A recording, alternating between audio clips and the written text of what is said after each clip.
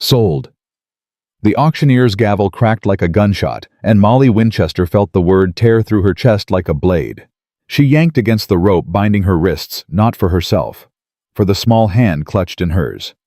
Emma, 7 years old, trembling. Molly spun toward the crowd of leering faces and screamed the only thing that mattered. She is a child, and I will die before I let any one of you touch her. Nobody moved. Nobody looked away. They just kept bidding. If this story already has your heart, hit subscribe. Drop the name of your city in the comments below. And let's find out together just how far this story can travel. Now let's go back to where it all began. The town of Redemption Springs had a name that lied. There was no redemption in it. Not for the women standing on that wooden platform in the center of Main Street on a Tuesday morning in the spring of 1876. Not for Molly Winchester, 22 years old, her wrists lashed together with rope that smelled like horse sweat and old leather. Not for Emma, her sister pressed so tightly against Molly's side that the two of them might have been one person if you squinted. The crowd was thick. Merchants, ranch hands, a few men in suits who'd ridden in from county seats Molly had never visited. They stood in the dust with their arms crossed and their eyes moving over the platform like they were appraising cattle at a county fair. Molly did not look at them. She looked at Emma. Emma's bottom lip was doing that thing it always did when she was fighting tears going stiff, pressing hard against her upper lip. Her small jaw set like she was trying to hold her whole face together from the inside. She was 7 years old, and she already knew how to do that. That fact alone broke something in Molly that she was not sure could be fixed. "You don't have to watch," Molly whispered. "I'm not scared," Emma whispered back. "I know you're not." "Are you?" Molly did not answer that. She squeezed Emma's hand twice. Their private language. "I've got you. I've got you." The auctioneer, a red-faced man named Dooley, who smelled of pipe tobacco and old ambition, was reading from a sheet of paper in a voice designed to carry. He read their names. He read their ages. He mentioned their father, Gerald Winchester, late of this county, deceased 3 weeks prior. He mentioned the debts Gerald Winchester had left behind. He was reading numbers, dollar amounts, gambling notes signed at Calhoun's saloon over the course of 2 years and never once paid. The estate, Dooley announced, being insufficient to cover the outstanding obligations, the court has authorized the transfer of indenture contracts to recover funds owed. 2 female dependents of sound health and working capability. "She's a child," a woman's voice called from somewhere in the crowd. "The younger one can't be more than 7. Dooley didn't flinch. "Both of sound health," he repeated. "Bidding will open at $50 for the pair." $50. That was what the court had decided Molly and Emma Winchester were worth. $50 to start. Molly felt the rope bite into her wrists and thought about her father's hands, how they had always smelled like sawdust when she was a girl, before the drinking started. Before Calhoun's saloon became his second home. Before their mother died, and Gerald Winchester decided that grief was something you could drown if you just poured enough whiskey on top of it. She had loved him anyway. She had loved him all the way through it. And he had loved them too. She believed that she had to believe that. But love had not been enough to keep him from signing those notes. Love had not been enough to make him stop. And now, here they were. $50? A man near the front said. He had a belly that strained against his vest, and small, wet eyes that hadn't moved off Molly since she'd been pushed onto the platform. She forced herself not to step back. $75? Said another voice. $80? $100. The bids climbed. Molly watched each man who called a number and measured him. The man with the wet eyes was still there. A rancher named Dodd. She thought she'd heard that name somewhere. Heard things about him too. The kind of things women said to each other in low voices. Warning things. $120. Dodd called out, and he was smiling now. Molly's stomach dropped straight through the platform. "Emma," she said quietly. "I hear it," Emma said. Her voice was flat and careful. "Whatever happens, don't." Emma's hand tightened around hers. Don't say it like it's already over. I just need you to know that I know. Emma looked up at her with those dark, steady eyes, their mother's eyes. I know, Molly. I know. Dooley was working the crowd now, calling for higher bids, and Molly's mind was moving fast and desperate, calculating things she had no good way to calculate. She had $7 sewn into the hem of her skirt. She'd saved it over 2 years, a little at a time, from the money Gerald sometimes gave her for household goods. $7 was not enough to do anything. She had no horse, no weapon, no allies in this town. She had Emma. That was what she had. 150, Dodd said louder now, with a confidence that said he thought the bidding was nearly done. Dooley raised his gavel. $150 for the pair. Do I hear 200? The voice came from the back of the crowd, and it didn't shout. It didn't need to. It carried anyway low, and even the kind of voice that came from a man who didn't spend much time raising it because things had a way of going quiet when he spoke. The crowd shifted. Heads turned. Molly turned too. She couldn't see him at first. There were too many people between them. But she could track the small movements of the crowd as men unconsciously stepped aside the way people do when something moves through a space that they instinctively feel belongs to it. Then the crowd parted enough for her to see. He was tall. Not just tall the way men sometimes were tall in the way that made other men take stock of themselves when he walked into a room. Wide through the shoulders, narrow through the jaw, with a face that had been put through weather and time, and come out the other side looking like it had been worth it. He wore a dark hat and a coat that had seen hard riding, and his eyes, even from this distance, were the strangest pale gray she had ever seen on a living face. They moved over the platform, once quiet and assessing, and then settled on Dooley. $200, he said again. Dodd turned around. Who in the hell? I don't believe that question was addressed to you, the man said. Dodd's jaw worked. His wet eyes narrowed. You want to mind who you're talking to, stranger? I'm talking to the auctioneer, the man said, and he said it with such perfect, unhurried calm that it managed to be more insulting than anything sharp-edged would have been.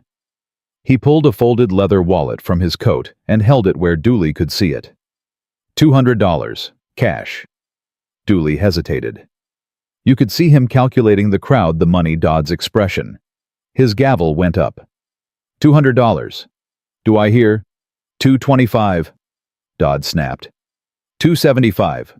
The man at the back said without hesitation, without raising his voice, without appearing to care at all what Dodd had to say about it.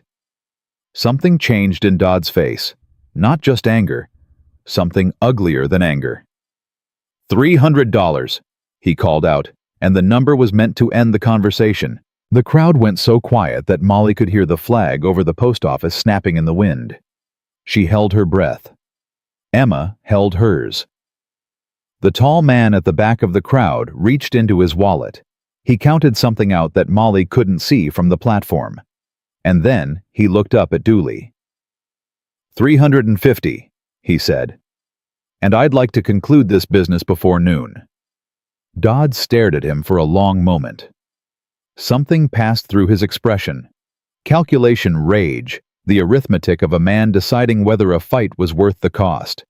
Then he turned away and spat in the dirt. The gavel came down. Sold. What? Molly did not feel relief. She told herself later that she should have. She told herself that anything was better than Dodd, that even an unknown stranger was a better outcome than what she had read in that man's wet eyes. She told herself all of this, and she still felt the rope around her wrists like it was getting tighter. The man made his way to the auctioneer's table. He signed something. He paid something. Dooley took his money and handed over what Molly could only assume were the contract's papers that turned two human beings into legal obligations, and the tall man folded them without reading them and put them in his coat pocket. Then he walked to the platform. Up close, he was even harder to read. His face wasn't cold exactly. It wasn't warm either. It was simply watchful, like a man who had learned a long time ago that most situations required more observation than reaction. He pulled a small knife from his belt. Emma flinched and pressed closer to Molly. "Easy," he said quietly, and the word was aimed at Emma with a gentleness that seemed almost incongruous coming from a man of his size. "Just the rope." He crouched slightly so he was closer to Emma's height and held the knife out flat, not toward them, just visible. Patient. Waiting. Emma looked at the knife, looked at his face. Then she looked at Molly. Molly gave the smallest nod. He cut the rope from Molly's wrists first. The fibers fell away, and her hands tingled with returning blood, and she rubbed them without thinking, watching him as he moved to get the angle right on the knot. He didn't grab her hands. He didn't touch her at all, except where the rope required it. Then he stepped back. "My name is Quinn Northrop," he said. "I have a ranch about 12 miles north of here, North Star Ranch. You'll have your own rooms, your own work, and your own wages." He paused. "No one will hurt you there." Molly stared at him. Emma tugged at her hand. "Molly." "I heard him," Molly said. She kept her eyes on Quinn Northrop's face. "Why?" He seemed to expect the question. He held her gaze steadily. "Because no one else was going to."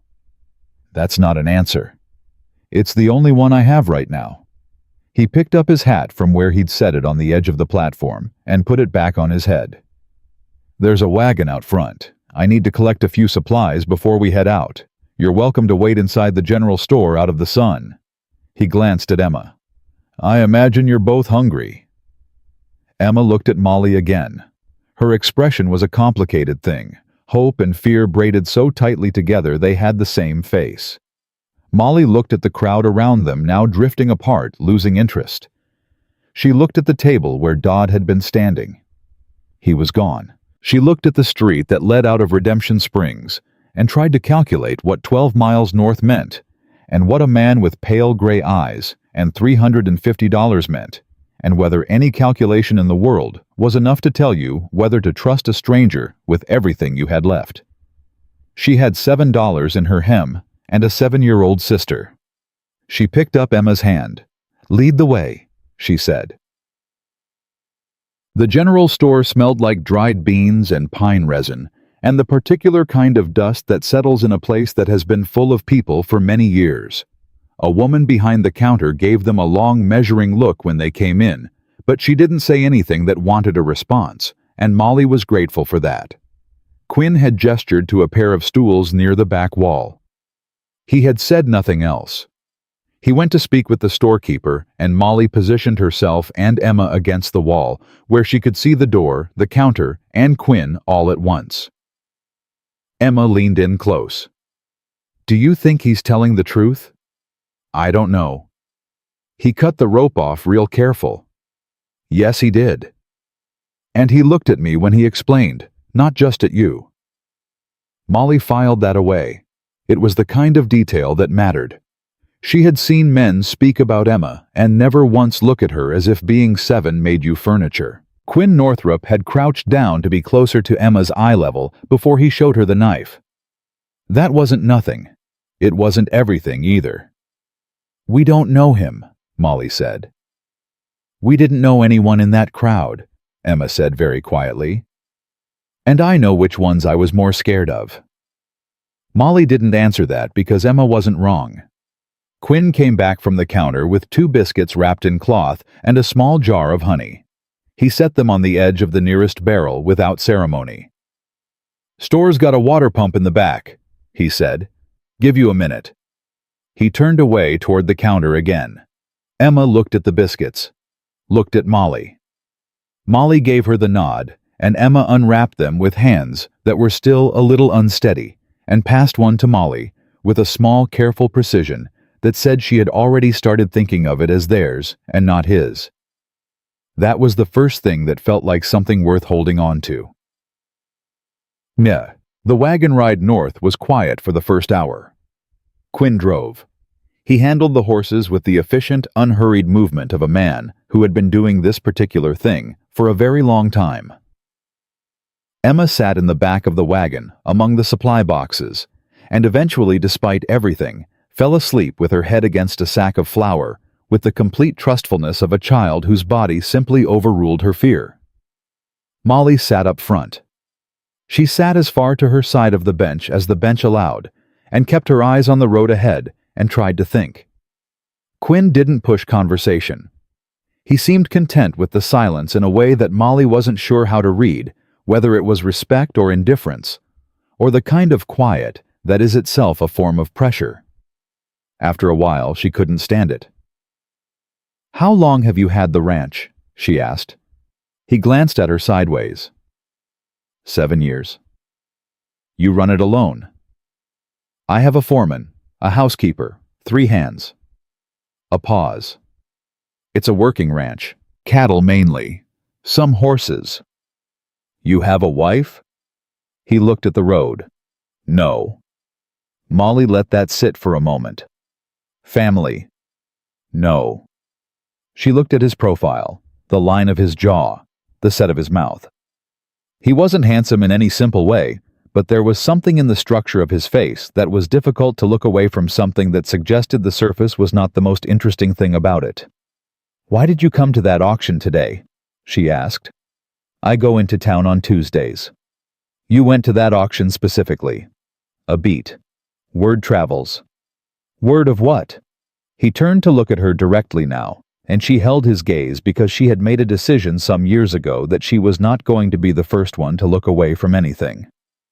"Word that Dooley was planning to auction 2 women to pay Gerald Winchester's debts," Quinn said. "And word of who was planning to bid on them." "Dodd," Molly said flatly. "Dodd?" He agreed. The way he said it was confirmation enough, not embellishment, not drama. Just the plain acknowledgement of a fact that he had wanted to prevent.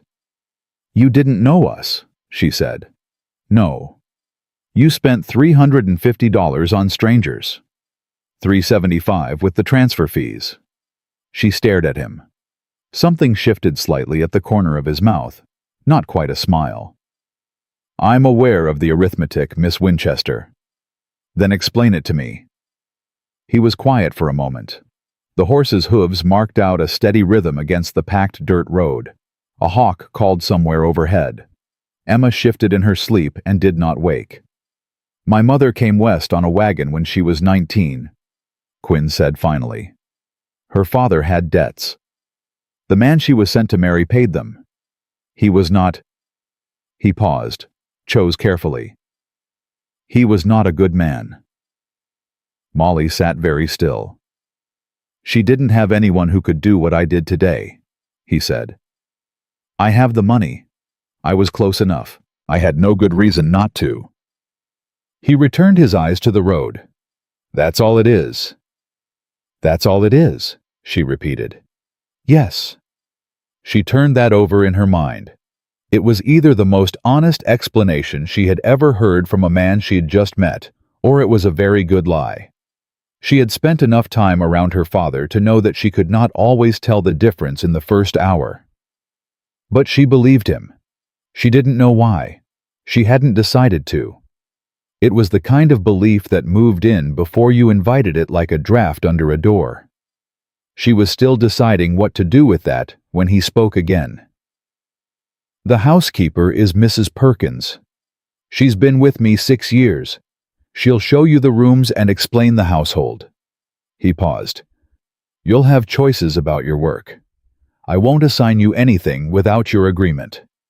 And if we want to leave, then you leave." He said it simply, without hesitation. "I'll give you travel wages and a letter of reference for domestic work in any of the 3 nearest towns. The contracts are paper. They don't mean anything I don't intend to enforce." Molly studied his face for a long time. "Why tell me that now, before we've even arrived?" "Because you've been calculating escape routes since you sat down," he said. "And I'd rather you stop burning energy on that and get some rest. We've got 4 more hours of road." She opened her mouth, closed it. He was watching the road again, perfectly calm, and she realized with a strange off-balance feeling that he had read her absolutely accurately from the first moment and had chosen not to use it against her. She turned her face forward. She didn't sleep, but she stopped calculating. They arrived at North Star Ranch as the light was going orange and long across the land. Molly heard it before she saw it properly, the sound of a dog barking from somewhere near a fence line. The low movement of cattle in the distance, the particular quality of silence that came with space. Real space. The kind she had not stood inside since childhood. Emma woke up when the wagon slowed and sat up with flour dust on her cheek and grass in her hair, looking around with the wide, blinking alertness of a child coming back from a dream that had been better than expected. "Is this it?" Emma asked. "This is it," Quinn said. Emma looked at the house. It was not a mansion. It was not grand. It was large and solidly built and clearly meant to last, and there was a light burning in one of the windows that meant someone was already inside expecting them. "It's big," Emma said. "Big enough," Quinn said. The front door opened before they'd fully stopped. Mrs. Perkins came out, a compact, sharp-eyed woman somewhere in her 50s, with flour on her apron, and a look on her face that said she had been waiting and was not displeased about it. She looked at Molly. She looked at Emma. And something in her expression shifted so quickly that if you'd blinked, you would have missed it, something soft and brief and almost fierce. "Come in out of that dust," she said, as if they had been expected for years. "I've got supper on, and both your rooms are ready." Emma climbed down from the wagon and looked up at Mrs. Perkins. "I can help with supper," Emma said. "Can you peel potatoes?" "Yes, ma'am." "Then you're already useful." Mrs. Perkins looked at Molly. "She yours?" "My sister," Molly said. "Same thing," Mrs. Perkins said without any question in it. She held out her hand to Emma. "Come on then." Emma took her hand. Molly stood beside the wagon and watched her sister walk through the front door of a stranger's house, holding a stranger's hand, and she felt the thing in her chest that had been clenched like a fist for 3 weeks start just barely to loosen its grip. She was not safe yet. She knew that. She was not naive about what could still go wrong, what might still be required of her, what a man with a quiet face and a clean explanation might still turn out to be in the long run. But her sister was walking through a lit door into a warm house. She had not been taken by Dodd. Molly picked up the small bundle that held everything she owned in the world, and she followed her sister inside. Quinn Northrop unhitched the horses in the yard and said nothing. And that, too, somehow was exactly right. The supper table at North Star Ranch was the quietest Molly had sat at in years, and somehow that was the most disorienting thing about it. Not the food, though. The food was good. Better than good. The kind of meal that had clearly been planned by someone who understood that people who had been through something hard needed something warm and substantial to come back to. Not the house which was solid and clean and smelled like wood and soap, and a life lived with intention. Not even Mrs. Perkins, who moved around the kitchen with the brisk efficiency of a woman who had long since stopped performing domesticity and simply did it. It was the quiet. At home, at what used to be home supper, had always carried sound. Her father's voice in the early years filling the room with stories with laughter that was too big and too bright, and that she understood now had always been covering something. Then later in the bad years, a different kind of sound. Chairs scraping.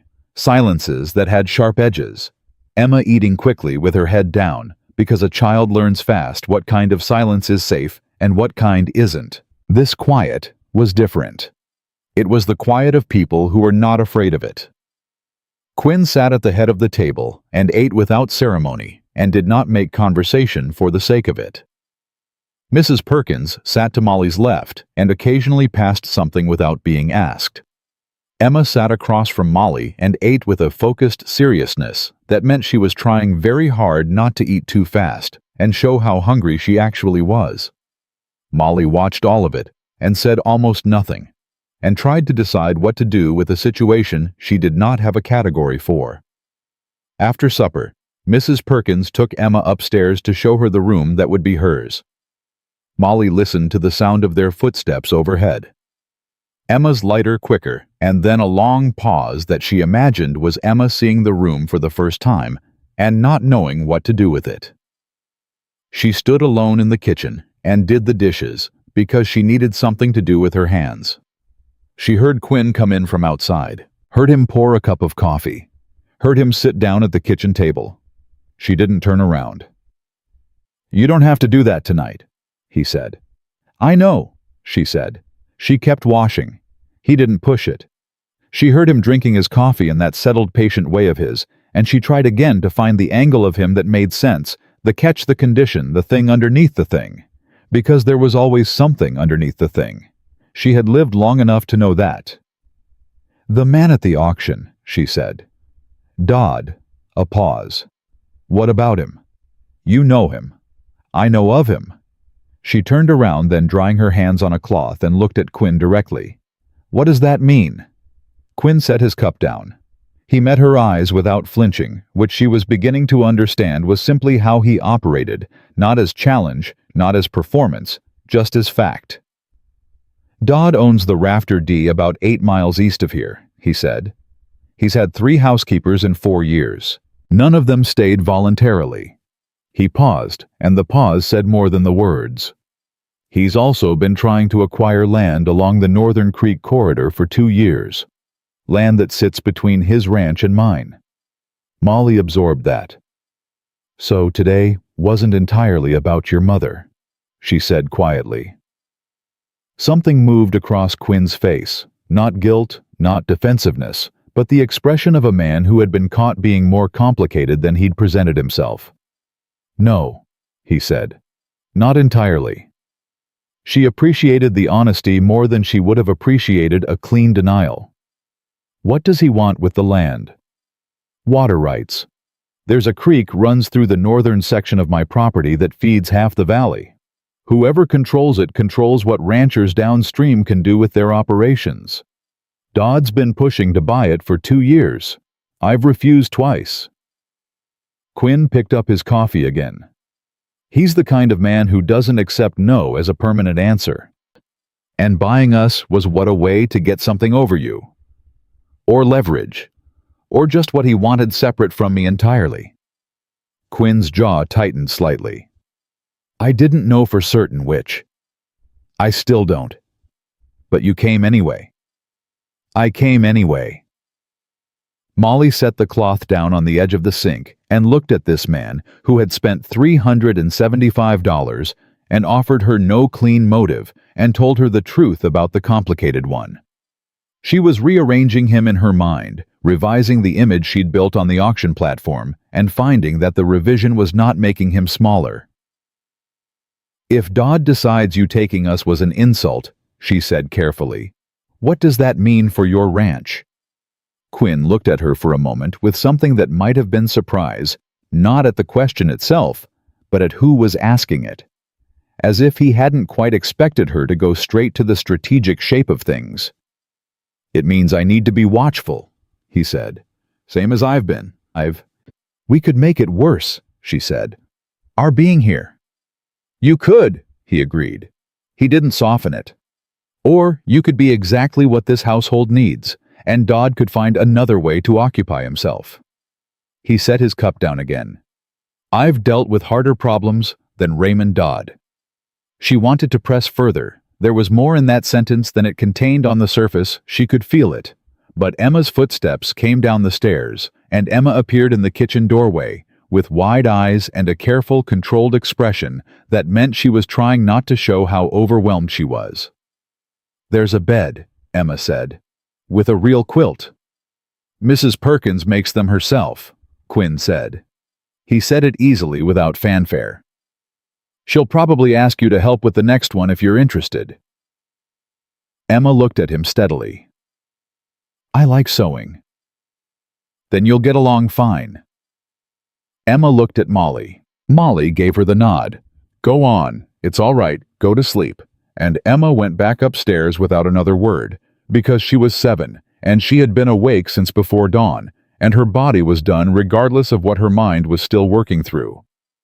Molly turned back to the sink and finished drying the last of the dishes and tried to calm the thing in her chest that had been running at a hard gallop since morning and was only just beginning to slow. Quinn said goodnight and went to his office. She stood alone in the kitchen for a long time before she went upstairs. So, the first week passed, the way first weeks do, when everything familiar has been stripped away and replaced with something that hasn't yet been learned carefully, with close attention, with the constant low effort of someone mapping new territory. Molly learned the shape of the household, the rhythms of it. Mrs. Perkins ran the domestic side with a precision that Molly respected instantly, and the older woman made clear without saying it directly that Molly was welcome to participate as a capable adult rather than be managed as a dependent. That distinction mattered more than Molly had known it would until she felt it. She took over the ranch ledgers by the fourth day.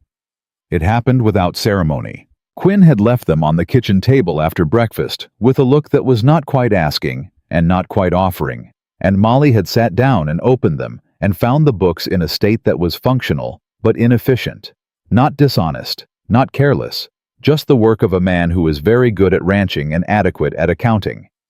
She spent 3 hours reorganizing the quarterly columns and left the books on the table when she was done. Quinn looked at them that evening without a word. He looked at them for a long time. Then he said, "You know ledgers." "My father taught me before." She stopped. Started again.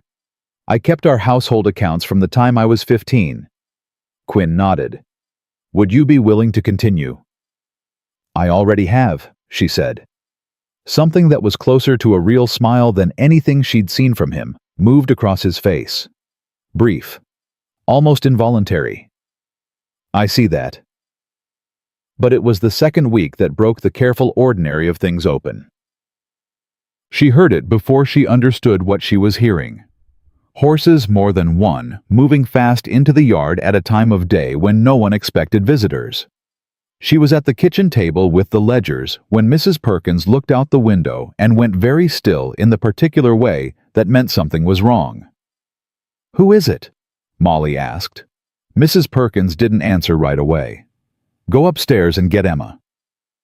The flatness in her voice moved Molly out of her chair before she'd consciously decided to stand. She went to the stairs, took them fast, and found Emma in her room with a half-finished piece of mending in her lap, looking at the window. "Stay here," Molly said. "Who's in the yard?" "I don't know yet. Stay." She went back downstairs. Through the front window she could see 3 men on horseback in the yard. One of them she recognized immediately from the broad set of his shoulders and the way he sat his horse like he owned the ground beneath it. Raymond Dodd. Quinn had come out from the barn. He stood in the yard with his arms loose at his sides, not reaching for anything, not tensing into anything, just standing in the way that Molly was already beginning to understand meant he was paying very close attention. She opened the front door before Mrs. Perkins could stop her. She didn't go out. She stood in the doorway. "Legally purchased," Dodd was saying. His voice was the kind that assumed it would be heard and obeyed. "The contracts are county court documents, and I have it on authority that the transfer was irregular." "The transfer was witnessed by the court clerk and the auctioneer both," Quinn said. His voice was perfectly level. "You're welcome to ride back to Redemption Springs and verify it." "I'm telling you what I know." Dodd's horse shifted, and he pulled it back with a hard hand that made Molly's jaw tighten. "You outbid me, Northrop. I'm a patient man when I'm owed a debt." "You're owed nothing by me," Quinn said. Dodd turned his head and saw Molly in the doorway. She watched his face reorganize itself. The calculation in it was not subtle. "Miss Winchester," he said, as if they were acquaintances, as if he hadn't stood in that crowd with those wet eyes. "I wonder if Mr. Northrop has explained to you exactly what your contract entitles him to." "He explained that it's paper he has no intention of enforcing," Molly said. Her voice came out steadier than she expected. "Which means it's paper. And you're on his property, Mr. Dodd, so I'd count that as trespassing." A silence opened up. Dodd stared at her. One of the men behind him shifted in his saddle. Quinn hadn't moved. But something in the set of his shoulders changed in a way that was almost imperceptible, a small settling, like a man who has just been handed something he hadn't expected to need. Dodd looked back at Quinn. The friendliness had left his face. "You'd do well to teach your people better manners, Northrop."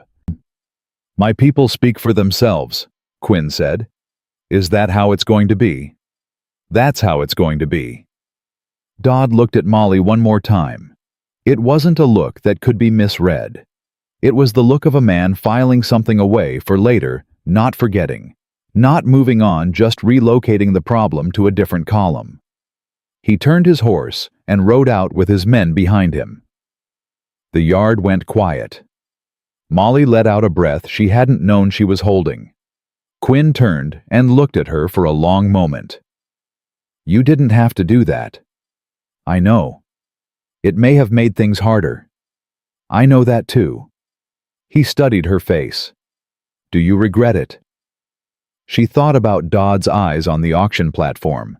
She thought about what word traveled and what it meant that word had traveled all the way to Quinn before it was over. She thought about her 7-year-old sister upstairs with a half-finished piece of mending and a real quilt on a real bed. "No," she said. Quinn held her gaze for another moment. Then he nodded, once the nod of a man who has received information that adjusts something in his understanding of a situation, and went back to the barn. That evening, Mrs. Perkins told Molly quietly over the last of the dishwater that Dodd had been making trouble along the Northern Creek corridor for longer than Quinn had said, that there had been a fence cut last fall, that one of the hands had found cattle moved across property lines twice in the spring. "He wants this ranch," Mrs. Perkins said. It was not a speculation. It was a statement of fact delivered by a woman who had been paying close attention for 6 years. "Or he wants what's underneath it. The water, the land." She dried a pot with the efficiency of long practice. "Quinn won't sell." "Has Dodd tried to make him—" "Tried other things first." Mrs. Perkins paused. "Last year, a barn fire. Nothing proven." Molly set down the cup she was drying. "A fire. Nothing proven," Mrs. Perkins said again. "But the three of us who were here know what we know." Molly looked at the ceiling above which Emma was sleeping in her room with the quilt, and felt the thing in her chest that had loosened slightly begin to pull tight again in a different shape. She had thought they were the problem. She and Emma, the complication. The thing that had made Dodd's eyes narrow in the yard. But they had arrived in the middle of something that was already moving. Something with teeth. And Quinn Northrop had spent $375 to bring them into the middle of it. She had to decide whether that was something that changed everything, or whether it was just the shape of the world they'd been born into, the shape of every world she'd ever known, and whether the question wasn't, "Is this safe?" but "Who do you want standing beside you when it isn't?" She picked the cup back up and finished drying it. "What time does Quinn usually start in the morning?" she asked. Mrs. Perkins looked at her with something that was almost satisfaction. 5 o'clock. "I'll have the coffee ready at 4:30, Molly said. She set the cup in the cupboard and went upstairs to check on Emma. She stood in the doorway of Emma's room for a long moment, watching her sister sleep the way she always slept, completely and without reservation, like a person who had made peace with the dark. Emma's small hand was open on the quilt, relaxed, the fingers slightly curled. Molly thought about what she'd said to Dodd in the yard. The steadiness of her own voice had surprised her. She'd felt something in that moment that she was still trying to name. Not fearlessness, because she was afraid, she was very afraid, but something that lived on the other side of fear. Something that said, "I am still here, and I am still speaking, and you do not get to reduce me to a number on a courthouse document." She closed Emma's door quietly and went to her own room. She lay down on top of the quilt and stared at the ceiling and thought about Quinn's face when she'd spoken from the doorway, the small shift in his shoulders, the look he'd given her afterward. "My people speak for themselves." She had not expected him to say that. She had not expected a great many things about Quinn Northrop, and the list was getting longer, and she was not entirely sure what to do with a list that kept growing in only one direction. She closed her eyes. Outside, the wind moved through the grass and the cattle settled into the night, and somewhere in the barn, a horse shifted its weight with a sound like the whole ranch breathing. It was the first night since her father died that Molly Winchester fell asleep without working out an escape route first. She didn't notice that until morning. She noticed the rider on the northern fence line 3 mornings in a row before she said anything about it. The first morning she thought it was one of Quinn's hands checking the wire. The second morning she thought it might be a neighboring rancher cutting across. By the third morning, she had stopped explaining it to herself and started paying attention instead, because the rider never moved past the fence line, never came closer, never went to the barn or the house or anywhere that suggested business. He just sat there on his horse in the early light and watched the ranch yard the way a man watches something he is planning to revisit. She told Quinn at breakfast. He didn't look up from his coffee immediately. He set the cup down with deliberate care, and she watched the muscles in his jaw work once, twice. "How long each morning?" he asked. 20 minutes, maybe 30, until the hands start moving around and then he goes. "Which direction?" "East." Quinn was quiet for a moment. East was Rafter D. East was Dodd. "You should have told me the first morning," he said. "I wasn't sure the first morning." "And the second?" She held his gaze. "I'm telling you now." He looked at her for a moment, and she could see him deciding whether to press it and then deciding not to, which she appreciated because she had not withheld it out of carelessness. She had withheld it because she was still learning the difference between things that were her business to name and things that were his, and she was not entirely sure that line was drawn where he might expect it. "I'll speak to Hale," Quinn said. Hale was the foreman, a lean, quiet man in his 40s who communicated mostly through efficiency and the occasional dry observation. "We'll rotate the morning watch." "Does Dodd know the layout of your property well enough to know which sections aren't watched at night?" Quinn looked at her again, with that expression, the one that recalibrated something. "Yes," he said. "He does." Then a rotation that follows the same pattern every night is the same as no rotation at all. A silence. "I know," Quinn said quietly. And the weight in those 2 words told her that he had already been thinking this, that he had been carrying it, and that there was something relieving to him about having it spoken aloud by someone else. As if a thing named in company was a smaller thing than a thing you carried alone. She understood that feeling. She understood it better than she wanted to. The letter arrived on a Thursday. It came in with the regular post that Hale collected from town on his weekly supply run, tucked between a feed merchant's invoice and a copy of the county agricultural bulletin. Plain envelope. Molly's name on the front in handwriting she didn't recognize, careful, deliberate printing, the kind that concealed rather than revealed. She opened it at the kitchen table. She read it once quickly, and then set it down flat and read it again slowly, the way you read something you hope will change between the first time and the second. It didn't change. The letter was from a man named Silas Croft, who identified himself as an attorney operating out of the county seat. He wrote with the measured formality of legal language applied to a personal matter, and what it said, stripped of the courteous phrasing, was this: that Raymond Dodd had filed a petition with the county court challenging the validity of the indenture transfer, that he was claiming a procedural irregularity in the auction itself, that if the court found in his favor, the contracts would be considered void and subject to re-adjudication. Re-adjudication. Another auction. Molly sat very still with the letter in her hands and felt something cold move through her that was not quite fear and not quite anger, but lived exactly between them. Emma was in the yard with Mrs. Perkins helping with the laundry. She could hear Emma's voice outside, that particular bright, purposeful tone that had come back into it over the past 2 weeks. The one that meant she had decided somewhere in her child's understanding that this place was safe enough to be herself inside of. It was the best sound Molly had heard in months. She folded the letter. She put it in her apron pocket. She got up and went to find Quinn. He was in the barn working on a harness with the focused, unhurried attention he gave to everything physical. She came in and stood and waited for him to register her presence, which he did within seconds. He always did. She'd noticed he had a quality of spatial awareness that meant he was never caught off guard. He looked at her face. What happened? She handed him the letter. He read it. She watched him read it, the stillness that came over him, that was not the stillness of calm, but the stillness of a man containing something that was looking for a way out. When he finished, he folded it along its original creases and held it for a moment before he handed it back. Silas Croft is Dodd's attorney, he said, has been for 4 years. So this letter is not an independent legal notice, it's Dodd telling me something through a piece of paper. Quinn set the harness down and turned to face her fully. He's telling me the price of keeping you here has gone up. Molly felt the cold thing again. What does he want? What he's always wanted, the creek corridor, the northern section.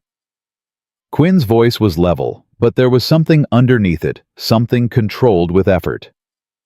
If I sell him the land, my guess is the petition disappears. And if you don't, then he pursues it through the court, which takes months and costs money, and even if I win... He stopped. Even if you win, what? Even if I win, he files something else. He's done it before with other people. He doesn't need to win in court. He just needs the process to be expensive and exhausting enough that it becomes easier to give him what he wants. Molly looked at him directly. Then we should go. Quinn went very still. Emma and I, she said. If our being here is giving him leverage over you, if he can use us to pressure you into selling land you don't want to sell, then the cleanest answer is, we're not here. No, Quinn said. Quinn. No. He said it simply, without raise, without drama, and the simplicity of it was more absolute than volume would have been. That's not how this works. It's practical. It's not practical, it's what he wants. Quinn's jaw was set. He wants me to choose between the land and... He stopped himself. Something crossed his face that he had not intended to show. He looked away briefly, then back. Dodd thinks everyone has a price. He thinks everything is a transaction. If I send you away because he applied pressure, I've told him that his method works. And then he applies it to the next thing and the next. Molly was quiet for a moment. That's not the only reason you just said no. The silence that followed was a few seconds too long to be anything but an answer. Quinn looked at her with those pale gray eyes, and she looked back at him, and something that had been building slowly over 2 weeks and 100 small, careful moments sat between them suddenly, without the careful framing of practical matters. No, he said. It's not. She didn't say anything. She didn't know what she would have said. Her chest felt strange, tight and open at once, which was a contradiction she had no language for. Mrs. Perkins' voice carried in from the yard, saying something to Emma about wringing a sheet, and the ordinary sound of it broke the moment open like a window coming loose in a frame. Quinn looked away, picked up the harness. I'm going to send a letter to Judge Carraway in Millbrook. He's a fair man, and he has no connection to Dodd. I want a second opinion on the legal standing of that petition before I decide how to respond. What can I do? Molly asked. He looked at her. You already know the ledgers. Do you know anything about land title documentation? Tell me what I need to know, and I'll learn the rest. He nodded once. I'll pull the title files tonight. She turned to go. Molly. She stopped. He never used her given name. In 2 weeks he had called her Miss Winchester, and occasionally nothing at all. She turned back. Thank you, he said, for telling me about the rider, for coming to me with the letter instead of... He paused. Just, thank you. It was the most unguarded thing she had heard him say. You can thank me when we've won, she said, and walked back toward the house before she could see his expression change. What happened that night she did not plan and could not have predicted. She was at the desk in Quinn's study, the title documents spread in front of her cross-referencing the county plat maps against the original deed filing when she heard Emma on the stairs. Not Emma's normal footsteps, slower and careful, the footstep of a child who has woken from something bad and is navigating by feel in the dark. She went out to the hallway. Emma was sitting on the third step from the bottom with her arms around her knees, still in her nightgown, staring at nothing. Molly sat down beside her. "What was it?" she asked. Emma shook her head. Not dismissal, the shake of someone trying to locate the shape of a thing. "I dreamed about the auction," Emma said finally. "The platform, the ropes." Molly put her arm around her. "I wasn't scared in the dream," Emma said, which was somehow worse than if she had been. "I was just standing there, and no one was looking at me, like I was already gone." Molly held her tighter. "We're not gone," Molly said. "We're right here." "I know." Emma's voice was small. "I know that. When I woke up, I knew that right away. I could smell supper from downstairs, and I knew." She was quiet for a moment. "Why does your brain keep going back to the bad thing even when you're safe?" Molly opened her mouth and closed it. From down the hall, a door opened. Quinn appeared in the hallway fully dressed, which meant he hadn't been to sleep either. He took in the two of them on the stairs without surprise and without intrusion, and his face did the thing it sometimes did where the watchfulness in it was replaced briefly by something unguarded. He sat down on the bottom step. Not beside them, just near, present. Emma looked at him. "Were you working late?" "Reviewing some documents." Molly was too. "She was helping me." Emma considered this. "About the man who wants to take us back." Quinn looked at Emma steadily. "He's not going to take you back. I need you to understand that." "How do you know?" "Because I won't let it happen." "But you're one person," Emma said with the relentless logic of a 7-year-old who had spent 2 years watching one person be insufficient. "I'm one person with a lawyer, a judge I trust, a foreman, 3 good hands, and your sister." He said it without inflection, as if he were listing tools in a barn. "That's not one person. That's a position." Emma turned this over with visible concentration. Molly counted as a whole person. "She counted as the most important one," Quinn said. Emma looked at Molly. Molly had no idea what expression was on her face. "Okay," Emma said. She said it with the decision in it, the way a child says okay when they have completed their assessment and issued their verdict. She unfolded herself from Molly's arm and stood up on the step and looked at Quinn with those dark, steady eyes that were their mother's eyes. "Thank you for buying us, even if the reason was complicated." Quinn blinked. It was the first time Molly had seen anything close to surprise fully land on his face. "You're welcome," he said. Emma went back upstairs. The hallway went quiet. Molly sat on the third step, and Quinn sat on the bottom step, and neither of them said anything for a moment. "She knows the reason was complicated," Quinn said. "She's 7, not naive," Molly said. "She's been paying attention since the day she was born." Quinn was quiet. Then very quietly, "She's going to be formidable." "She already is," Molly said. She looked at him sitting on the bottom step of his own staircase at what must have been past midnight, fully dressed, having come out of his room because he heard a child on the stairs, because he wanted to be near whatever was happening, even if he didn't know what his part in it was. She thought about what he'd said, the most important one. She thought about the shift in his shoulders in the yard when she'd spoken from the doorway, about the way he'd said no when she offered to leave simple and absolute and carrying something he hadn't meant to show. She thought about the title documents spread across his desk, and the letter in her apron pocket, and Raymond Dodd filing petitions through a lawyer he owned, and she thought about the cold thing that had moved through her, and what it felt like now sitting on the third step from the bottom in a house that smelled like wood and coffee and Mrs. Perkins's soap. It felt different. It felt like something that had turned to face a different direction. Not gone, but changed. She stood up. "I'm going back to the documents." "Molly." His voice was quiet. She stopped. "Get some sleep. The documents will be there in the morning.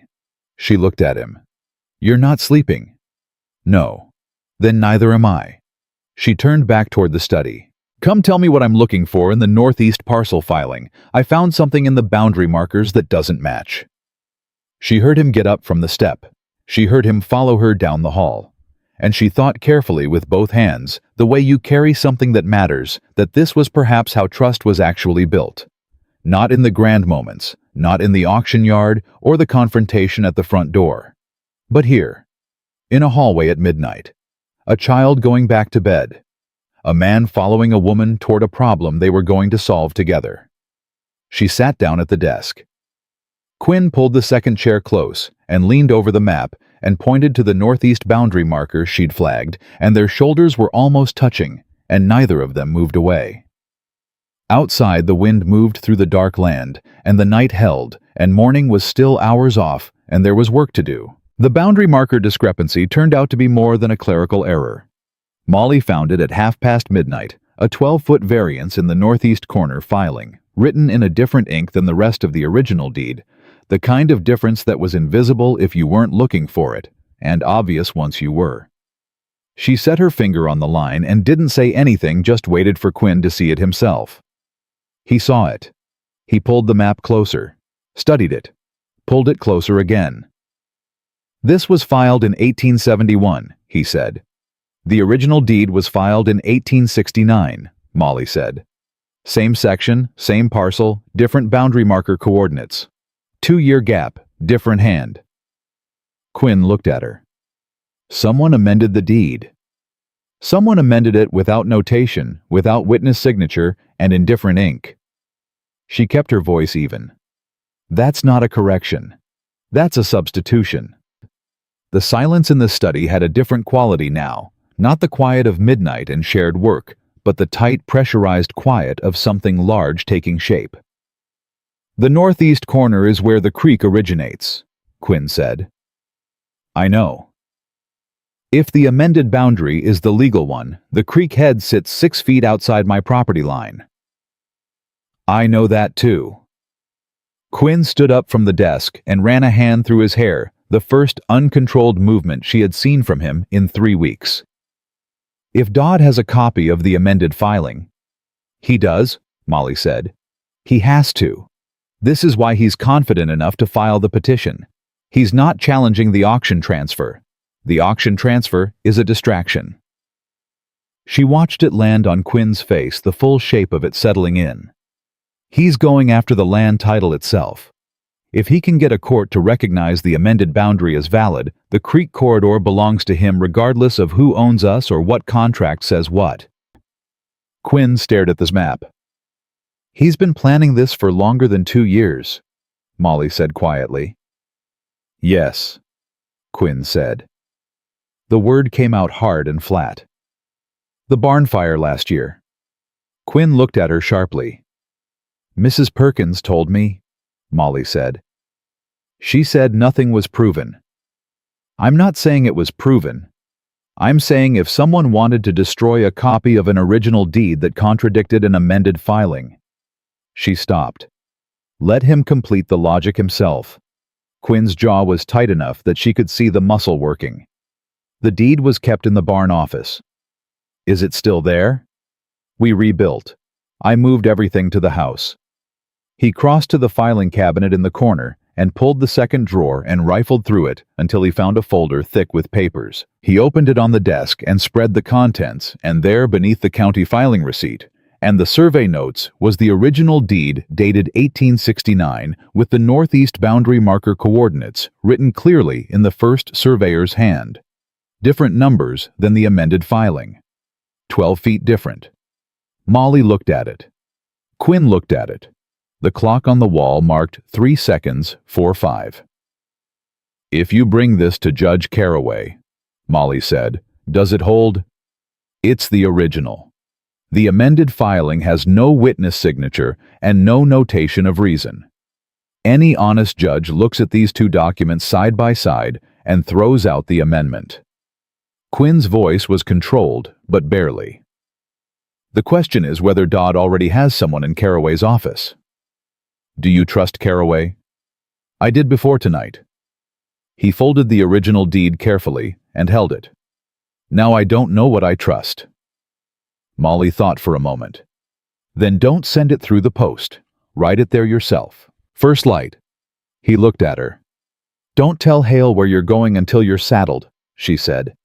Don't tell anyone tonight. Quinn studied her face for a long moment. You think someone on this ranch is carrying information to Dodd? She didn't flinch from it. I think Dodd knew exactly when to file that petition. I think he knew within days of us arriving.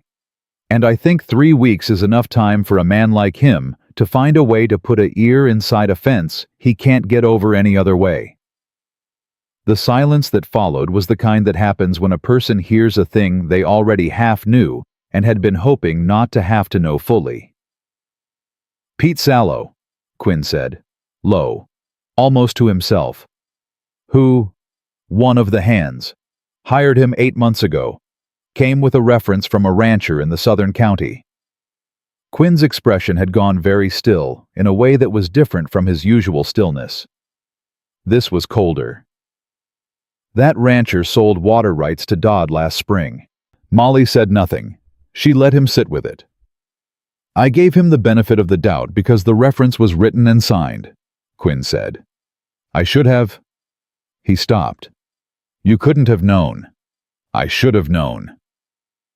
He set the deed down on the desk and looked at it for a moment, and she could see the thing that crossed his face. Not self-pity, nothing that soft, but the hard private anger of a man who held himself to a standard and had fallen short of it. I've been careful about this ranch for 7 years, and I let a man walk in because his paper looked right. People with bad intentions often have good paper, Molly said. That's how they keep getting in. Quinn looked at her. Something in what she'd said had landed differently than she'd meant it.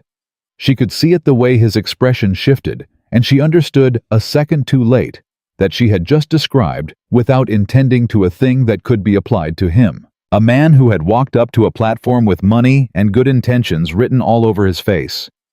She opened her mouth. I know, he said quietly. I know you're still deciding about me. Quinn, you don't have to apologize for it.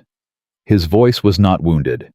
It was simply honest in the way he was always simply honest, and that made it worse somehow. You'd be a fool to trust me completely, and you're not a fool. I'd rather you take your time and get it right than decide fast and regret it. Molly looked at him across the desk with the deed and the maps between them, and the clock marking off the last hours before dawn, and she thought about all the ways a person could be known. The fast ways, first impressions, stated intentions, the quality of a man's handshake, and the slow ways. 3 weeks of watching someone move through the world. The way he'd cut the rope, the way he'd sat on the bottom step, the way he'd said no when she offered to leave, and the thing underneath the no that he hadn't meant to show. I'm not still deciding, she said. He went very still. I decided when you sat on the stairs, she said. I just hadn't said it out loud yet. The clock ticked. Outside a horse moved in the barn. The lamp between them burned low and steady. Quinn reached across the desk and covered her hand with his. Not grabbing, not holding, just the weight of his hand over hers, present and deliberate, and she turned her hand over under his and let it be what it was. Get some sleep, he said. I'll ride at first light. She nodded. She did not move her hand for a moment. Then she did, and she went upstairs, and she slept. He was gone before she came down. Mrs. Perkins was at the stove. Hale was outside. The hands were moving through their morning routines, and one of them, Pete Sallow. She now knew, a lean man with a quiet way of making himself visible without appearing to try, was at the fence line nearest the road, doing something with wire that had no clear urgency to it. Watching for Quinn to leave, she realized. Or watching for him to come back. She poured her coffee and watched Sallow through the kitchen window and thought about what a man like that reported back, and to whom, and in what form, and she thought about timing. If Dodd knew Quinn had ridden to Millbrook with the original deed, how long before he moved? What form would moving take? Another legal petition? Another visit to the yard. Something worse. The barn fire that nothing was proven about. She went to find Hale. He was in the equipment room, and he looked up when she came in with the expression of a man who was polite about interruptions because his employer required it, and not because he felt it. "I need to ask you something," Molly said, "and I need you to answer me straight." Hale looked at her for a moment. Then he set down the tool in his hand. "All right. Pete Sallow. How well do you know him?" A pause, short but real. "Well enough to work beside," Hale said carefully. "That's not what I asked." Hale's expression shifted. He was a man who'd spent years reading weather and cattle and land, and she could see him now reading her the same way, assessing, measuring, deciding what the situation required. "I don't know his people," he said. "Which is unusual. Most men who come looking for ranch work, you can find their people within a county or two. I never could with Sallow." "Did you tell Quinn?" "I mentioned it once. Quinn said the reference checked out." Hale picked up the tool again, turned it in his hands. "I left it." "Quinn rode to Millbrook this morning with a document," Molly said. "If Dodd finds out before Quinn reaches the judge..." Hale was already setting the tool down again. He looked at her with a directness that told her she had just gone from being the woman Quinn had brought back from an auction to something he had a different word for. "What do you need?" he asked. "I need Sallow occupied and away from the road line for the rest of the day." Hale almost smiled. "I can find him plenty of work on the south pasture. And I need someone to ride the northern fence, not to watch it, to be seen watching it. Dodd's been sending a man to look at this ranch every morning. Today, I want him to look and see that we're all still here and nothing is unusual." Hale studied her. "You've been thinking about this ranch like it's yours to protect." She didn't answer that directly. "Is that a problem?" He looked at her for one more moment. "No, ma'am," he said. "It is not." He picked up his hat. "I'll get Sallow started on the south pasture fence repair. I'll put Danny on the north line." He paused at the door. "Quinn know you're doing this." "Quinn knows I'm doing what needs doing," she said. "Same as always." Hale nodded once and walked out. Quinn came back at 4 in the afternoon. She heard the horse in the yard, and she was at the front door before he'd dismounted, reading his face, before he'd composed it into anything deliberate. And what she saw in the 2 seconds before he put his expression back in order told her everything. "He saw it?" she asked. "He saw it." Quinn handed the horse off to Danny and came up the porch steps. His voice was controlled, but there was something charged underneath it, the kind of energy a man carries when something large has shifted in his favor. Caraway spent an hour with both documents. The amendment has no legal standing, no notation, no second survey, no witness signature. It was filed by a clerk who retired in 1873 and whose records were partially destroyed in a courthouse flood in 74. "Convenient," Molly said. "Very. Caraway thinks the same thing." Quinn stopped in front of her. "He's issuing a formal declaration of the original boundary as the legal boundary of record. Dodd's petition is void. The creek corridor is mine." Molly let out a breath. "He's also referring the amended filing to the county prosecutor for investigation of fraudulent document submission," Quinn said. "Which means Dodd is not just losing the land dispute. He's about to be explaining himself to a court." She looked at his face, the hard satisfaction in it, and underneath that something older and more private, the look of a man who had been waiting for a particular thing for a long time and has just seen it begin to happen. "Pete Sallow," she said. Quinn's expression changed. "Hale told me." "Hale told you I spoke to him. He said you had it handled before I got back. He also said..." Quinn paused, and something moved across his face that she was learning to read as the expression he wore when he was trying to decide how much to say. "He said you think about this ranch like it's yours to protect." She looked at him directly. "I told him that wasn't what I said." "Is he wrong?" She held his gaze. "No," she said. "He's not wrong." The word landed between them and stayed there. Quinn looked at her for a long moment, with those pale gray eyes, and she could see the thing in him that had been moving in one direction since the night on the stairs, arriving now at something that needed to be said or set aside, and she could see him choosing. He chose. Molly. He said her name the way he had in the hallway, quietly, with intention. "I want to ask you something, and I want you to answer me the same way you always do. Straight." "All right." "What do you want?"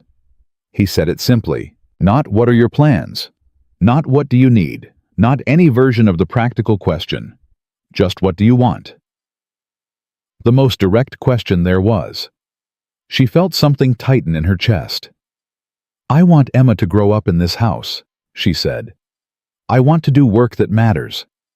I want—" She stopped, started again because she had promised herself years ago that she would not be a woman who talked around the thing she meant. "I want to stop waiting for the part where you tell me the real terms." Quinn blinked. "I've been waiting 3 weeks," she said. "For the catch, for the condition, for what this actually costs." Her voice was steady. "Because nothing in my life has ever come without a cost I couldn't see until I was already in it." Quinn was quiet for a moment. Then he said, "I know." "Then tell me."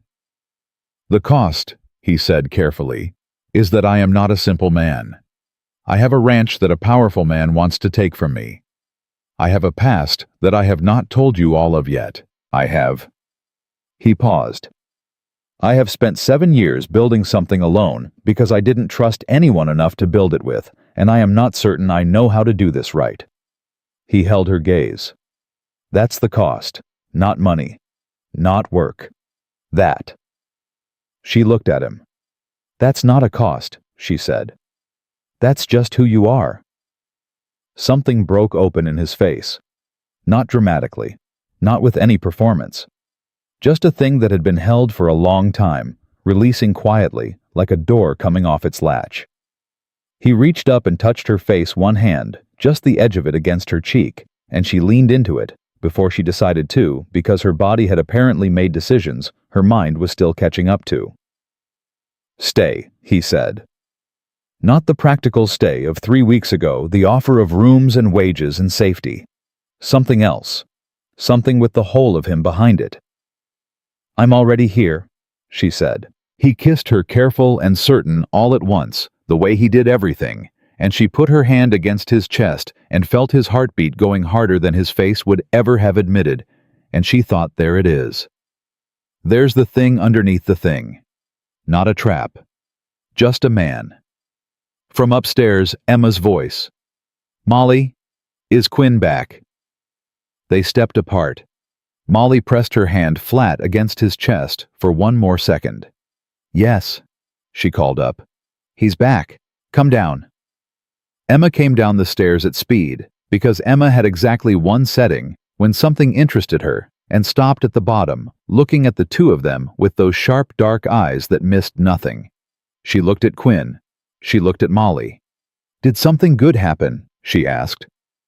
"Several things," Molly said. Emma considered this. "Is Dodd going to leave us alone now?" Quinn crouched down to her eye level, the same as the first day, the same deliberate choice to meet her where she was. "He's going to be very busy explaining himself to a judge for a while," he said. "Which means yes." Emma nodded, with the gravity of a verdict being recorded. Then she looked at Molly again. "Your face looks different." "Does it?" "Good different." Emma turned and went toward the kitchen. "Mrs. Perkins said there's pie if Quinn came back with good news." Quinn straightened up and looked at Molly. Molly looked at him. "She notices everything," Quinn said. "I told you," Molly said. "She already is."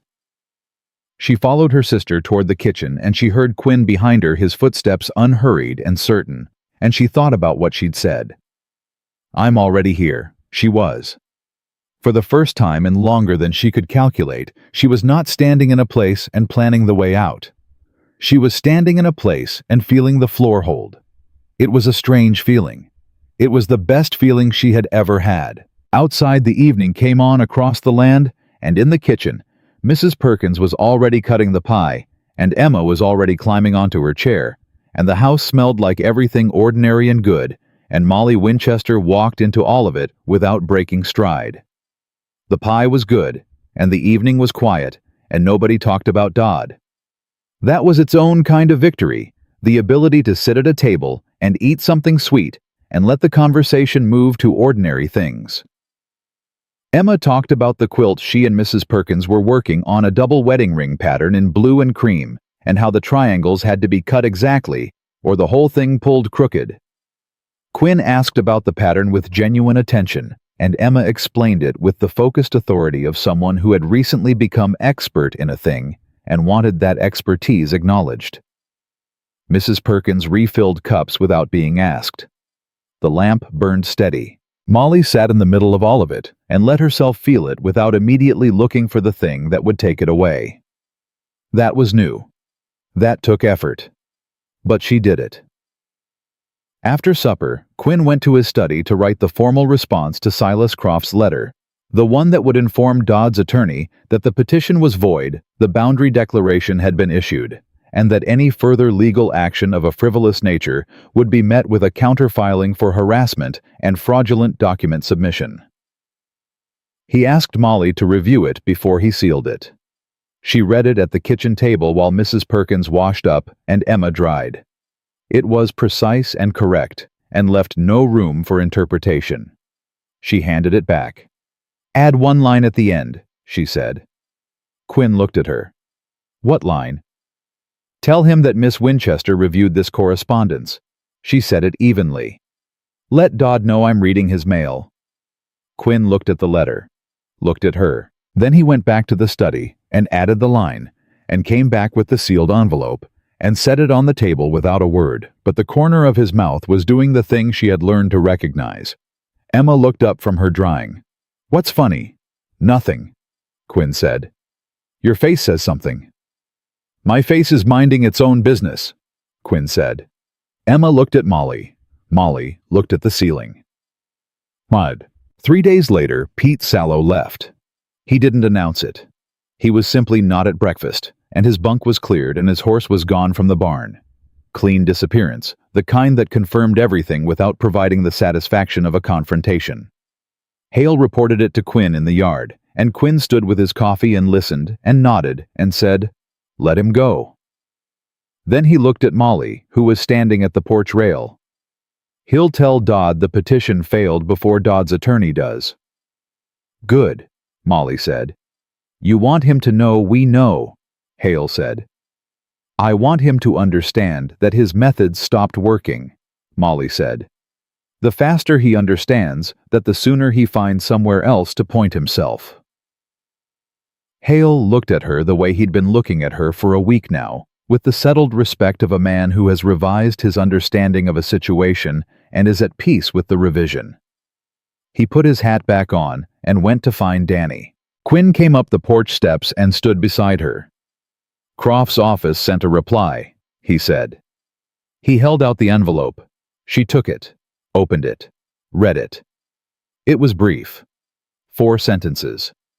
The petition had been formally withdrawn. Croft expressed his client's desire to move forward without further legal action. He wished Mr. Northrop continued success with his operations. No mention of the fraudulent amendment. No mention of the prosecutor's referral. No mention of Molly at all. She folded it. "He's scared," she said. "He should be." "Scared men do unpredictable things," she said. "That's the part I don't like." Quinn looked at her steadily. "I know. But right now, today, this is a win. Let it be a win." She looked at the folded letter in her hand, and then at Quinn's face, and she thought about the $7 sewn into the hem of a skirt she no longer owned, and the rope around her wrists, and the auction platform, and the distance between that morning and this one. "All right," she said. "It's a win." What she hadn't expected was the letter that came 2 weeks after that. Not from Croft. Not from Dodd. From the county probate court. She was alone in the study when she opened it. Quinn was out with Hale doing a full property walk after the boundary declaration, a practical reassertion of every fence line and survey marker that Molly had suggested, and Quinn had agreed to immediately. She opened the envelope because her name was on it, and whatever was inside was hers to read first. She read it twice. Then she sat back in the chair and stared at the wall for a long moment. The letter informed her that Gerald Winchester's estate, upon final probate accounting, had produced a surplus. Small, not transformative, not life-changing, but real. Her father had owned a pocket watch and a set of surveying tools, and a half-interest in a hay press that she hadn't known about, and after the debts were settled, there was $63.40 remaining, which the court was prepared to release to her as sole surviving adult heir. $63. More than 8 times what she'd carried in her hem that morning in Redemption Springs. It wasn't the money. She didn't need the money now in the immediate pressing way she had needed it 3 weeks ago. It was what the money meant, that Gerald Winchester had left something behind after all. That the total accounting of his life did not end at 0. That there was a remainder, however small. She thought about him the way she was only just beginning to let herself think about him, not the man at the end, not the man at Calhoun's, but the man before. The sawdust smell. The stories. The way he'd taught her to read a ledger at the kitchen table when she was 10 years old, running his finger down the columns with patient, careful precision. This column is what you have. This column is what you owe. The space between them is what you are. He'd said it like it was wisdom. She'd believed him. She still believed the arithmetic, even if the man who'd taught it to her had eventually put more in the second column than the first. She folded the letter carefully and held it in her lap and let herself grieve him the right way, not with the compressed practical grief of a woman who has no time to feel things, but properly, with the full weight of it for exactly as long as it needed. Then she wiped her face and put the letter in the desk drawer and went to start the coffee. She told Quinn about it that evening. All of it, the money and what she'd thought about and what she'd let herself feel. She told him because she had discovered over the past weeks that telling Quinn things cost her nothing and gave her something she didn't have a precise word for.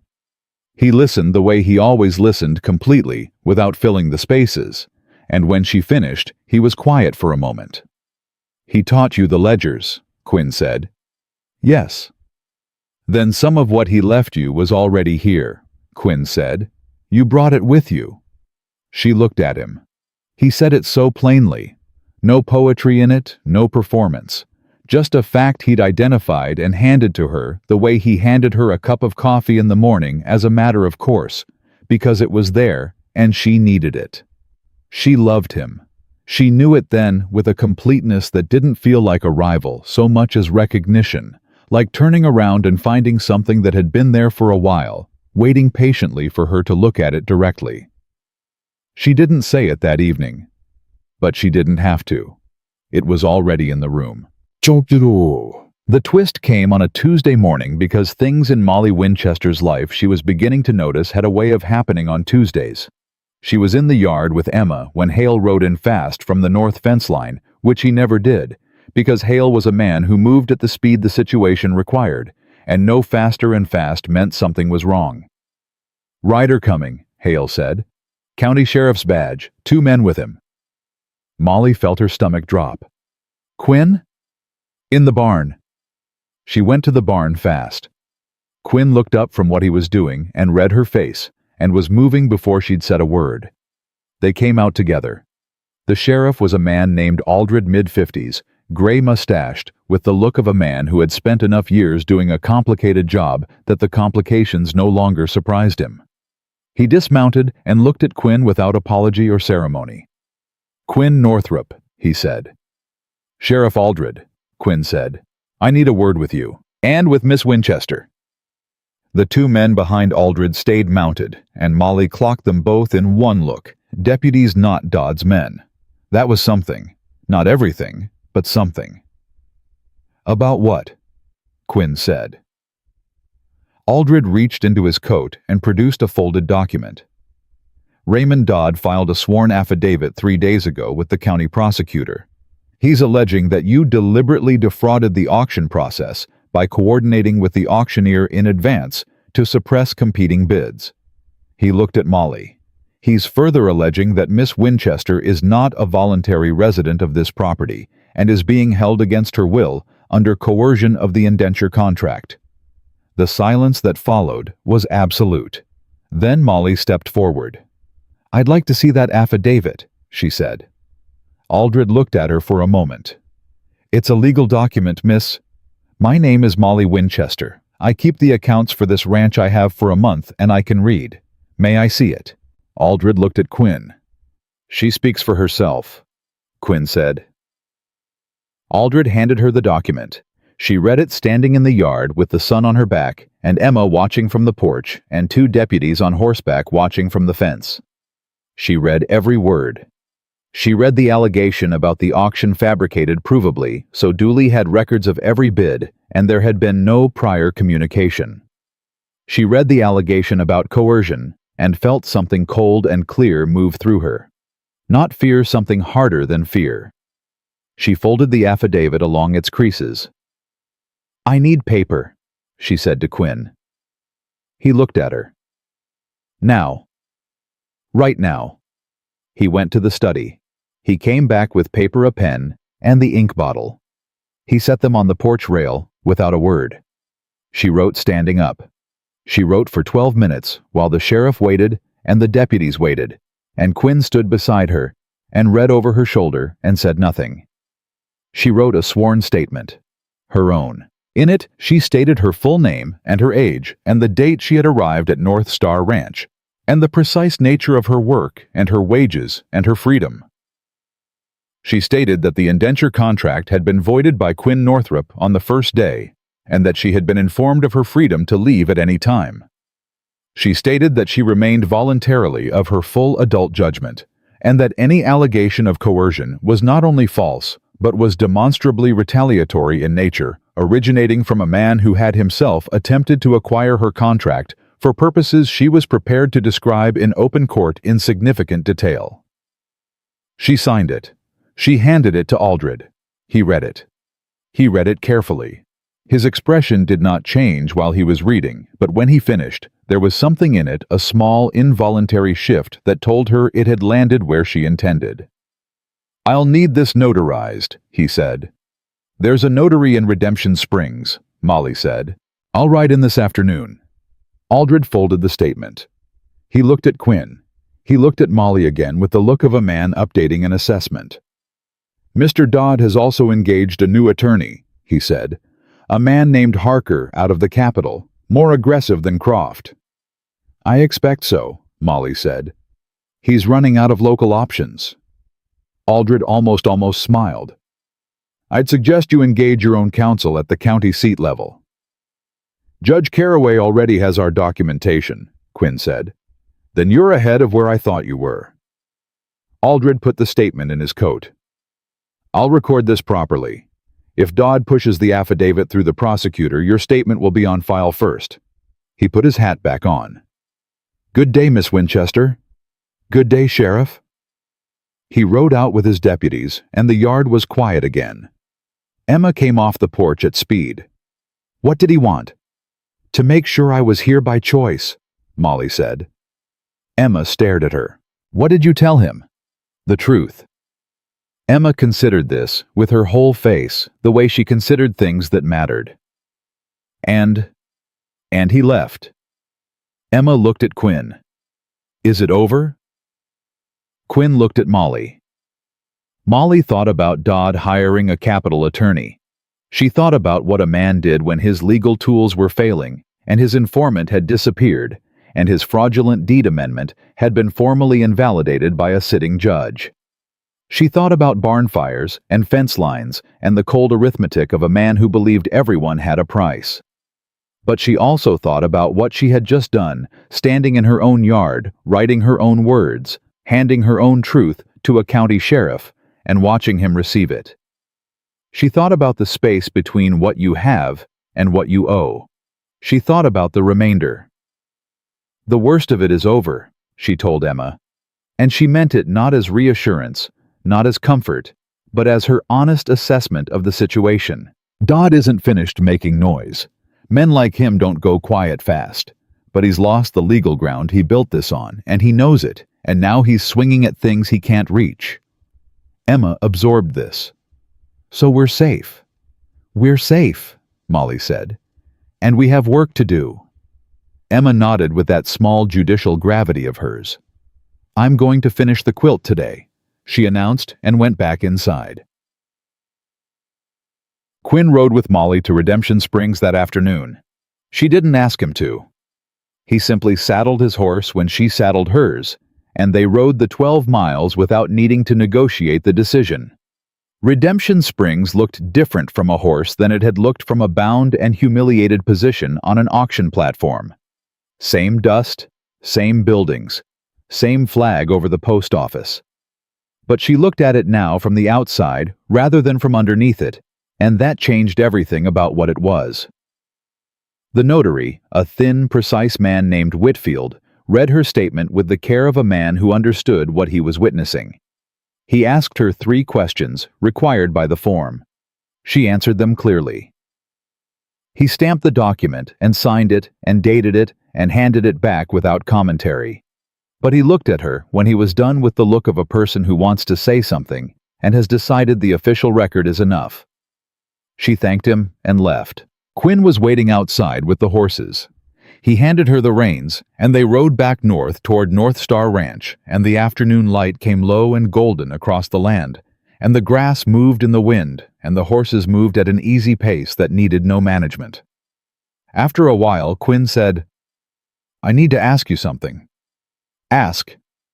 When this is fully resolved, when Dodd is dealt with, and the legal record is clean, and there's nothing pressing or complicated requiring your specific attention. He paused. She could hear him finding the words, and Quinn Northrop did not struggle with words often, which made her pay closer attention. Will you stay? She looked at him sideways. We already talked about this. We talked about the feeling of it, he said. I'm asking about the form. He held her gaze while still managing his horse with that quality of doing 2 things fully at once that was characteristic of him. I'm asking if you'll marry me, Molly. She felt the words settle over her, the way the evening light settled over the land completely without corners or gaps touching everything at once. You're asking me now, she said. On a road. I've been waiting for a moment when nothing was on fire, he said. This is the first one. She looked at the road ahead. She thought about the first Tuesday, the gavel, the rope, the stranger at the back of the crowd who hadn't needed to come but had come anyway. She thought about 3 weeks of watching a man move through the world with patience and honesty, and the occasional flash of something unguarded that was better than anything polished. She thought about Emma on the stairs. She thought about the most important one. She thought about standing in her own yard and writing her own words and handing her own truth to a man with a badge. She thought about what her father had taught her. This column is what you have. She had Emma. She had work that mattered. She had $63 coming from a probate court, and a notarized statement on file, and a ranch whose accounts she knew down to the last decimal. She had Mrs. Perkins cutting pie without being asked. She had Hale's nod of acknowledgement. She had a desk in a study with a lamp that burned steady. She had Quinn Northrop riding beside her on a Tuesday afternoon, asking her to stay. Yes, she said. He looked at her. Yes, she said again because it deserved to be said twice. I'll marry you. That's my answer, and it isn't going to change. He reached across the space between the horses and took her hand, the same hand he'd covered at the desk in the middle of the night, the same deliberate, certain gesture, and held it for a moment in the easy, late afternoon air. Then they rode the rest of the way home. Emma knew before they told her.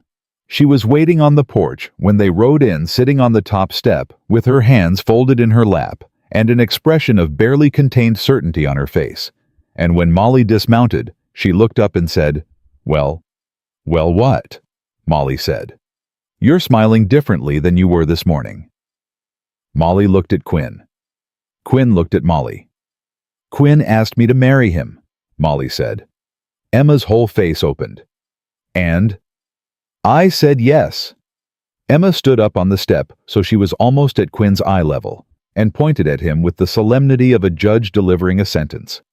"You take care of her," she said. "And you take care of this ranch.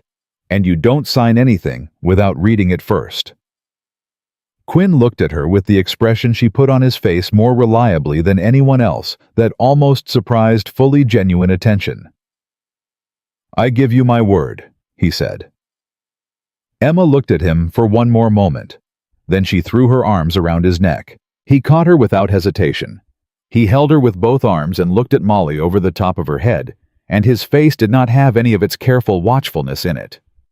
It was just open. Completely and without reservation open.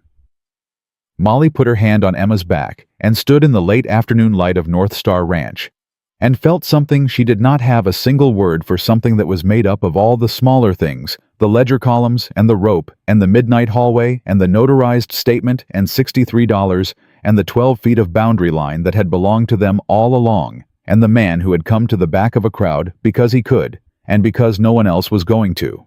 She had not been rescued. She needed to be clear about that in her own mind, in her own accounting. She had been given room. Room to stand, room to speak, room to become exactly what she already was. What Quinn had bought with $375 was not her. No amount of money could buy her, but the space around her, the space in which she could be fully, completely herself. And she had filled it. She and Emma both had. That was the thing worth keeping. That was the thing she would carry forward into every morning of the life they were building here, that she had looked at the worst the world could offer, and she had not been reduced to it.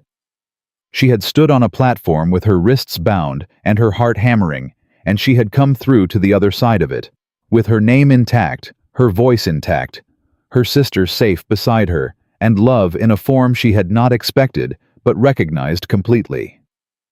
Molly Winchester had arrived at North Star Ranch with nothing but $7 and a child and the stubborn insistence on remaining whole.